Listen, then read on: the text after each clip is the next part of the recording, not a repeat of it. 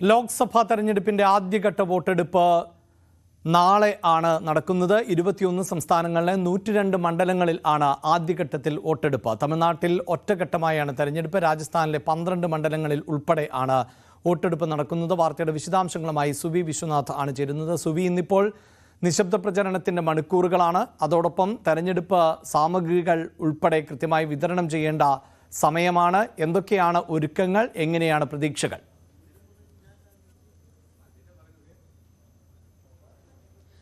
അഭിലാഷ്, ലോക്സഭാ തെരഞ്ഞെടുപ്പിന്റെ ആദ്യഘട്ട വോട്ടെടുപ്പിനുള്ള ഒരുക്കങ്ങൾ ആരംഭിച്ചു കഴിഞ്ഞു. നാളെയാണ് വോട്ടെടുപ്പ് നടക്കുക. നാളെ കൃത്യം 8 മണിക്ക് തന്നെ വോട്ടെടുപ്പ് ആരംഭിക്കും. 17 സംസ്ഥാനങ്ങൾ, 4 കേന്ദ്രഭരണ പ്രദേശങ്ങളിലുമായി 102 മണ്ഡലങ്ങളിലാണ് നാളെ ജനവിധി തേടുന്നത്. ഇവിടത്തെ 1625 സ്ഥാനാർത്ഥികളാണ് ജനവിധി തേടുന്നത്. അതിനുള്ള എല്ലാവിധ ഒരുക്കങ്ങളും തയ്യാറായിരിക്കുന്നു. വീറും വാശിയും നിറഞ്ഞതായിരുന്നു കഴിഞ്ഞ ദിവസങ്ങളിലെ പ്രചാരണങ്ങൾ. അവസാന ദിവസത്തും നമ്മൾ കണ്ടത് വാക്പോരുകളും അതുപോലെ തന്നെ റോഡ് ഷോകളും റാലികളുമായിരുന്നു. പ്രധാനമന്ത്രി നരേന്ദ്രമോദിയും രാഹുൽ ഗാന്ധിയും നേർക്കുനേർ കൊമ്പുകോർക്കുന്ന ഒരു കാഴ്ചയും നമ്മൾ കണ്ടു. അസമിലും ത്രിപുരയിലുമായിരുന്നു ഇന്നലെ പ്രധാനമന്ത്രി ഉണ്ടായിരുന്നത് എങ്കിൽ മാണ്ഡ്യയിലായിരുന്നു രാഹുൽ ഗാന്ധി ഉണ്ടായിരുന്നത്. പ്രിയങ്ക ഗാന്ധി ഉത്തർപ്രദേശിലും തെരഞ്ഞെടുപ്പ് പര്യടനങ്ങൾ നടത്തുകയായിരുന്നു. ഇന്നലെ ഇലക്ട്രൽ ബോണ്ട് ഉൾപ്പെടെയുള്ള കാര്യങ്ങൾ പറഞ്ഞുകൊണ്ട് രാഹുൽ ഗാന്ധി പറഞ്ഞത് അഴിമതിയുടെ ചാമ്പ്യനാണ് നരേന്ദ്രമോദി എന്നൊരു പരാമർശമാണ് രാഹുൽ ഗാന്ധിയുടെ ഭാഗത്തു നിന്ന് ഉണ്ടായത്.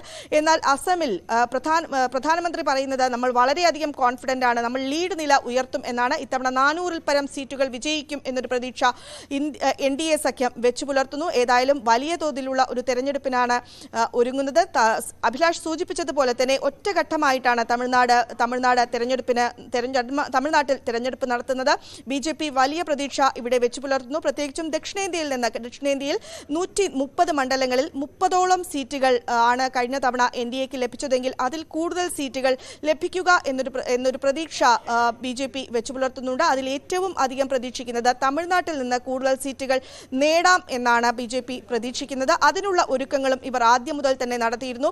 പ്രധാന പ്രചാരകനായി എത്തിയത് പ്രധാനമന്ത്രി നരേന്ദ്രമോദിയാണ്. നിരവധി തവണ അദ്ദേഹം തമിഴ്നാട്ടിലെത്തി. തമിഴ്നാട്ടിലെ ക്ഷേത്രങ്ങൾ അതുപോലെ തന്നെ പരമ്പരാഗത വേഷമണിഞ്ഞുകൊണ്ടായിരുന്നു അവിടെ എത്തിയത്. ഒപ്പം തന്നെ തമിഴ്നാടിനെ വിശ്വസിക്കണം എന്നതാൽ ഉൾപ്പെടെയുള്ള കാര്യങ്ങൾ പറഞ്ഞുകൊണ്ട് വലിയൊരു പ്രചാരണമാണ് നരേന്ദ്രമോദി അവിടെ നടത്തിയത്. ഏതായാലും അവസാന ദിവസങ്ങളിലും നരേന്ദ്രമോദിയുടെ ഒരു സാന്നിധ്യം അവിടെ ഉണ്ടായിരുന്നു. വലിയ പ്രതീക്ഷ കഴിഞ്ഞ തവണ 6 വിജയിച്ചതോ അല്ലെങ്കിൽ വിജയിക്കുമെന്ന് പ്രതീക്ഷയോ ഉള്ള 6 മണ്ഡലങ്ങളിലാണ് പ്രധാനമായും BJP അവിടെ പ്രതീക്ഷ വെച്ച് പുലർത്തുന്നത്. ഈ തമിഴ്നാട് തന്നെയാണ് ഇന്ത്യ സഖ്യവും ഏറ്റവും അധികം പ്രതീക്ഷിക്കുന്നത്. കാരണം കഴിഞ്ഞ ഈ 102 മണ്ഡലങ്ങൾ എന്ന് പറയുമ്പോൾ 45 ഇടത്ത് ഇന്ത്യ സഖ്യത്തിന് ആധിപത്യമുണ്ട്. അതിൽ 41 ഇടത്താണ് NDA സഖ്യം ഉള്ളത്. അതിൽ തമിഴ്നാട്ടിലേക്ക് വരുമ്പോൾ ഏറ്റവും വലിയ തമിഴ്നാട്ടിൽ ഒറ്റഘട്ടമായി തെരഞ്ഞെടുപ്പ് നടക്കുന്നു എന്നതാണ് ഇന്ത്യ സഖ്യത്തിന്റെ ഒരു പ്രതീക്ഷ. അവിടെ നിന്ന് കൂടുതൽ കൂടുതൽ സീറ്റുകൾ ലഭിക്കും എന്നൊരു പ്രതീക്ഷ ഇന്ത്യ സഖ്യവും വെച്ചു പുലർത്തുന്നു. BJP പ്രതീക്ഷിക്കുന്ന മറ്റൊരു പ്രധാനപ്പെട്ട സംസ്ഥാനം നമുക്ക് പറയാം. ഈ ഒന്നാം ഘട്ട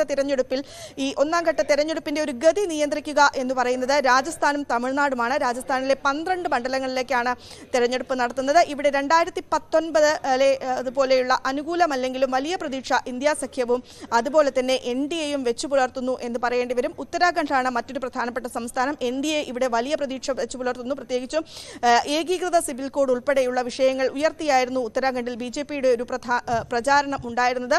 അതുപോലെ നോർത്ത് ഈസ്റ്റ് സംസ്ഥാനങ്ങളിലേക്ക് എത്തുമ്പോൾ നോർത്ത് ഈസ്റ്റിൽ വികസനം കൊണ്ടുവന്നത് തങ്ങളാണ് എന്നൊരു അവകാശവാദവുമായിട്ടാണ് BJP തെരഞ്ഞെടുപ്പ് രംഗത്ത് ഉണ്ടായിരിക്കുന്നത്. ഏതായാലും ഇന്നലെ വലിയൊരു കൊട്ടിക്കലാശം നടന്നു. അതിനുശേഷം നാളെ പോളിംഗ് ബൂത്തിലേക്ക് എത്തുകയാണ്. നമ്മളിവിടെ എടുത്തു പറയേണ്ട ഒരു കാര്യം, ആദ്യഘട്ടത്തിൽ 102 സീറ്റിലേക്കാണ് മത്സരങ്ങൾ നടക്കുന്നത്. 7 ഘട്ടമായിട്ടാണ് തെരഞ്ഞെടുപ്പ് നടക്കുന്നത്.